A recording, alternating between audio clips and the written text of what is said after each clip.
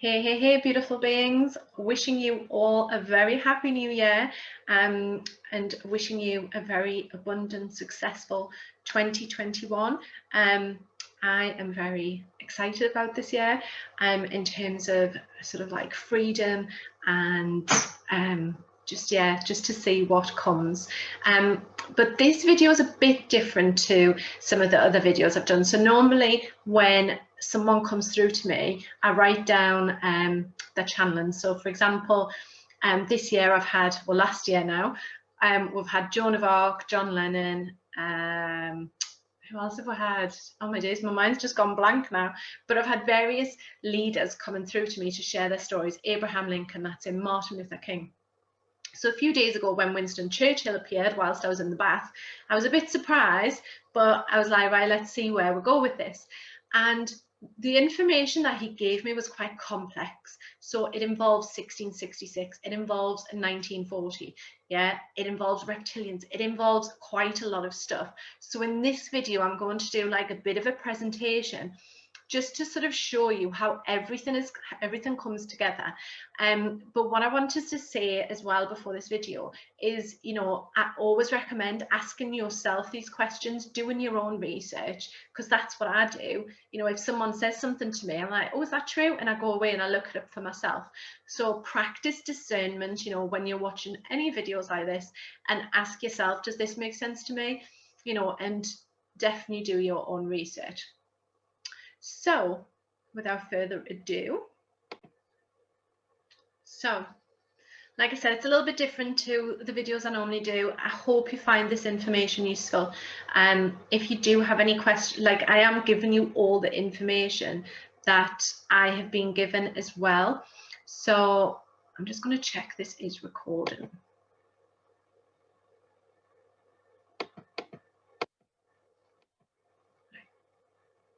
We are recording, okay.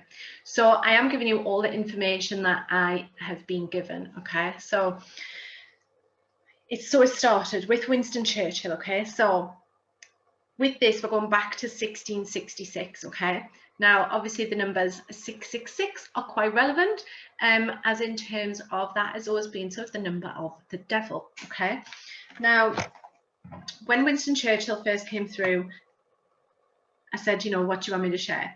And he said, there is much of your history which has been distorted and mistold over the years, Lindsay, through writings and a need for secrecy.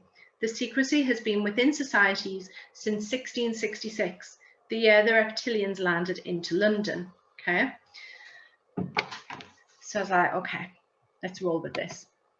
So in 1666, we had the Great Fire of London, okay? Now, I'll just double check my notes. Yeah, no. So basically, I ended up doing this research because of something I'd said. But in 1666, yeah, we had the Great Fire of London, and which is called, and I don't know if I pronounce this right, the Sestui KV Act of 1666 came in whilst there was all this, let's say, chaos and destruction going on.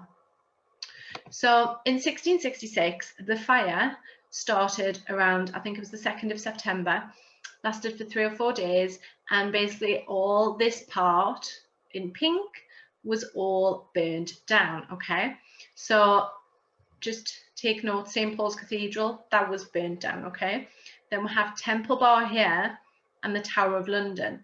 Now, I've already recorded this video once, but unfortunately it's just disappeared from wherever I recorded it. But what I thought was really, really interesting is if you think we've got the river here, okay, and then underneath the tower, yeah, this is in like a straight line to the cathedral, and then towards Temple Bar and Temple Church, which has I believe Temple Church has an undercroft as well.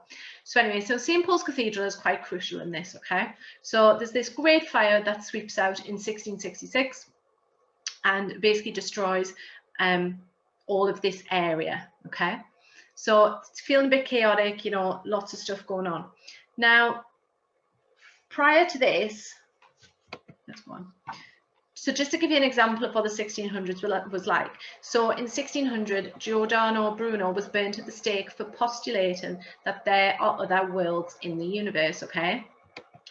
And then Galileo was imprisoned for saying that the church was impeding scientific progress by its insistence on scripture as the absolute arbiter of scientific truth. So basically there's people who are not liking what people are saying. They're not liking people sharing their truths. So going back to this fire in 1666, St. Paul's Cathedral was burnt down, okay? And Christopher Wren, okay, was designing the new one. So you think, all right, he designed it, that's it. But not quite, okay? So Christopher Wren was actually an astronomy professor studying the moon and Saturn and was at the cutting edge of astronomical research at this time. He gifted a globe to King Charles, who quickly locked it away, and then he asked him to design this new cathedral. Okay, so this was prior to the St. Paul's being burned down. So this was in 1665, I believe. So the king basically wanted to get rid of him. He was like, you know, he knows too much. Let's give him a new project. Let's do something different. So Christopher Wren was then sent off to France to look at the different churches and get inspiration for what the new cathedral was going to look like. So whilst he was there between May and December 1665 in London, the bubonic plague, I can never say that word, bubonic plague spread, okay? So you've got this plague in London going on in 1665, yeah, prior to this fire the following year, okay? So there's a lot going on in London at this time. So I just want to touch slightly on this, and this is something I really highly recommend you do the research into yourself, because for me it's quite complex to try and explain, but it's worth Googling to try and understand yourself what this is, okay? So basically it was an act of Parliament, yeah, which was brought in behind the scenes. So basically what it was, so Parliament behind closed doors brought in this act, okay? So the act being debated was to subrogate the rights of men and women, meaning all men and women were declared dead, lost at sea, stroke beyond the sea. So back then, operating in Admiralty law, the law of the sea, so they were lost at sea. The state, London, took custody of everybody and their property into a trust. The state became the trustee, stroke husband, holding all titles to the people and property until a living man comes back to reclaim those titles. He can also claim damages.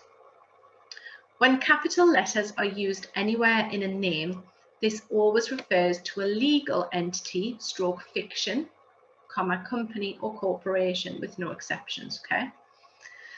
So basically these entities, or our names, our legal fictions, are owned by the government who created it. So it's like if you own a share in the stock market, you may own the share, but it's still a share of the stock, okay? So legally, we are considered to be a fiction, a concept or an idea expressed as a name or a symbol. And that legal person has no consciousness. It is a juristic person, okay? And this traces back to 1666, which I said. So London is an independent or city-state, just like Vatican is an independent state. The Crown is called an unincorporated association, which means it's private. And the Temple Bar in London, where every lawyer is called to the bar, swears allegiance to the Temple Bar, and you can't get called without swearing this allegiance. Our only way out is to reclaim your dead entity, which is also known as straw man. So some of you might have heard of the term straw man, that the Crown created. You become the executor and then collapse the so-called cestui que vitros and forgive yourself of your debts, and then remove yourself from the Admiralty law that holds you in custody, okay? So when London burned, the subrogation of men's and women's rights occurred, okay? Meaning all men and women of the UK were declared dead and lost beyond the sea. So the state took everybody's property into trust. The state takes control until a living man or woman comes back and claims their titles by proving they are alive. Okay, so that is very much sort of like, in a nutshell, what this act means. So basically they created this act, yeah, and then declared everyone in the UK dead. so there was no estates. So then after this whole the Great Fire of London in 1666, after it all burned down, they turned around and said, well, we don't know who really owns what, yeah, so they claimed it. Okay, so it's definitely worth like looking into. So you can find it. So you can go yourself to the government website, okay, so legislation.gov.uk, and find the act yourself, and then you can read for yourself what the legislation actually says, okay, which is really important. But then what I noticed as well when I was doing this, because I was trying to gather the resources, it's like I was following this path and being shown information that I was told I needed to share. But what I noticed is if you look above where it says legislation.gov.uk, in this bar where they spell it out, at the end it says timeline equals false. Okay, now if you've been watching any sort of spiritual videos, you may have seen that people talk about the collapsing of timelines and how there can be different timelines. It's a bit, in my mind, it's a bit like, you know, if you've ever seen Sliding Doors with Gwyneth Paltrow, if she gets on the train, her life turns out one way. If she doesn't get on the train, her lifeline turns out another way. So if you imagine that's your timelines, you get on the train, one lifeline, one timeline is the true timeline, your destiny, the way you're meant to go. If you don't get on the train, you might end up living out a false timeline, okay? So basically this false timeline was created back in 1666. So the timeline we were meant to be going along in terms of humans and on this planet, yeah, changed in 1666. It became a false timeline. So then we weren't living our lives, or we weren't following the timeline for humanity and for the collective like we were meant to. Okay,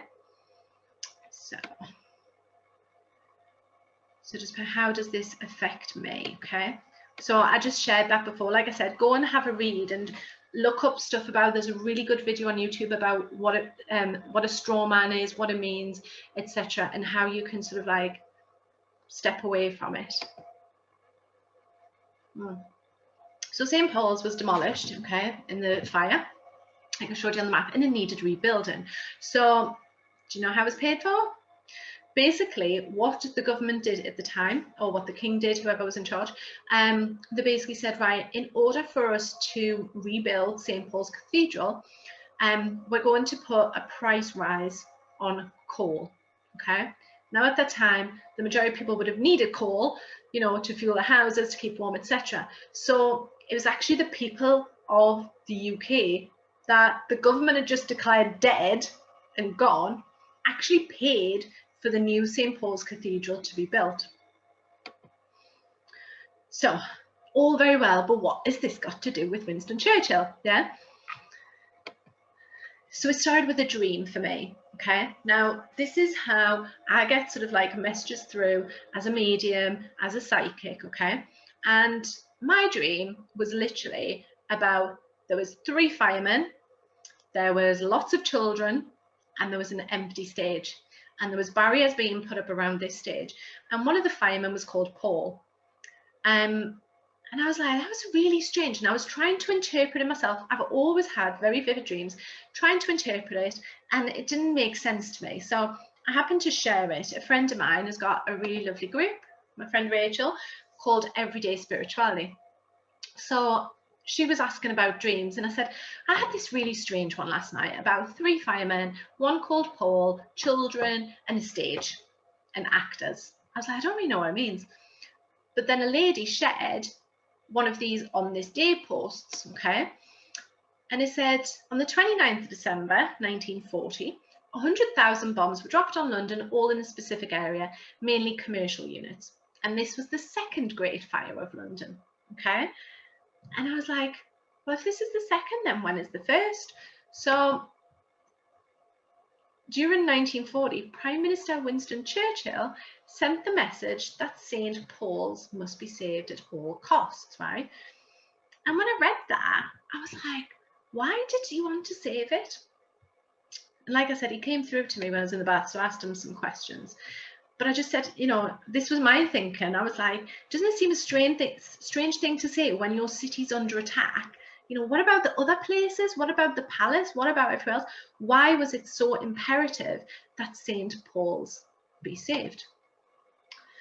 And this is part of the channel that Winston Churchill gave me. He said, rituals were practiced in the Undercroft, and this place needed to be saved from the Blitz, okay? He said, it was and still is a huge money earner. If we had lost St. Paul's at the time, our secrets would have been revealed, okay? So then I asked if there were children hidden underneath St. Paul's, and he hung his head in shame. So basically where this was, he said, there are many tunnels underneath that lead to a variety of other spaces, like a maze underneath London. St. Paul's is the pinnacle.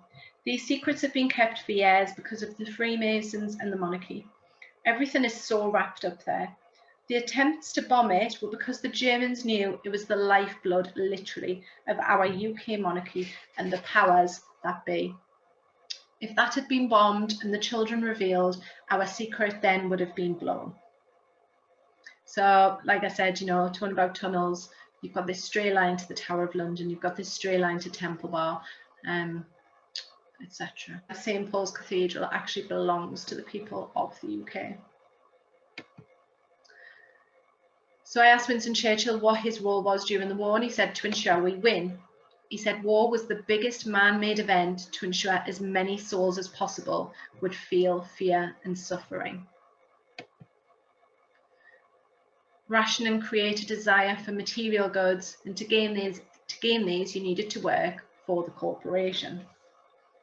At the end of the war there was much rejoicing in England, yet we were also broken, as was much of Europe. We began to rebuild the country. Through the war so much had been rationed, we knew it would create a huge desire going forward for material goods and luxury items. If people wanted these things, they would have to work for them. Work for the corporation. We had to program them. So that's why I said we had to program them. So then I was really interested to see what the corporation was, okay? And this is what I found. I'll put break time. If you want to just go and grab a copy or just want to digest what I've said so far, feel free to, you know. Like I said, it's a bit complex, or it feels a bit complex. So yeah, take a breath and let's go. So who are the corporation? So the City of London Corporation is officially and legally the mayor and commonalty and citizens of the City of London, is the municipal governing body of the City of London, the historic centre of London, and the location of much of the United Kingdom's financial sector. Okay, so that's on Wikipedia. So there's nothing wrong with that, right? Sounds all savvy and above board. But then you can go into Companies House and you can look for information on companies. So I just typed in City of London Corporation, and it's a limited company, okay? So like I said, you can also do this. You just go companieshouse.org and you search for this. So they have a registered office address, which is 20 to 22 Wenlock Road. And when you type that in, it's like one of those, what do you call them? Like offices, you know, where you can pay to have a registered address. So they've got their registered office address there, but it's not potentially where they actually work. And then I noticed this, which I haven't seen before, active proposal to strike off. And I thought, well, that's a bit strange, because how can you strike off the City of London Corporation? Yeah. So this is, yeah, this is the offices. And when I looked at the people, because it says, if you think about the first slide, it was saying there's quite a lot of people involved. But this one says there's just one officer, and his name is Lee Acton, and this is his correspondence address, okay? So again, yes, we'll go back to look at this. So it was only incorporated on the 12th of February. On the 27th of October, it said first Gazette notice for compulsory strike off. And then on the 19th of November, compulsory strike off action has been suspended. So I will explain what this means in a second, okay? So this was the first one, okay, about being struck off. The Registrar of Companies gives notice that unless cause is shown to the contrary, the company will be struck off the register and dissolved not less than 2 months from the date shown above, 27th of October this year. Upon the company's dissolution, all properties and rights vested in or held in trust for the company are deemed to be bona vacantia and will belong to the Crown. Okay? Which to me, I'm like, why would it go to the Crown?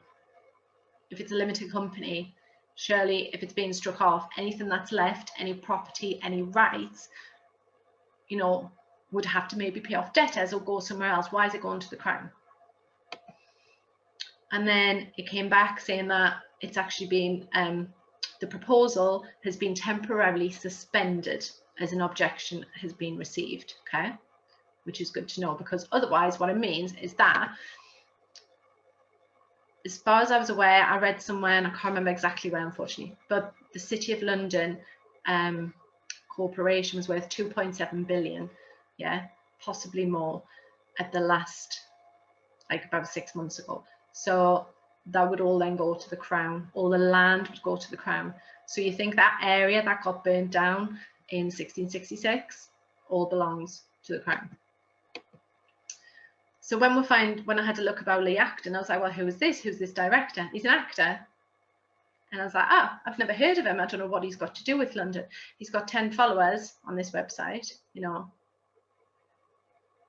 And there's not that much information about him, okay? But this is the guy. This is Lee Acton. So this guy is set up a company called the City of London Corporation Limited, the corporation. It just seems a bit sus to me, you know.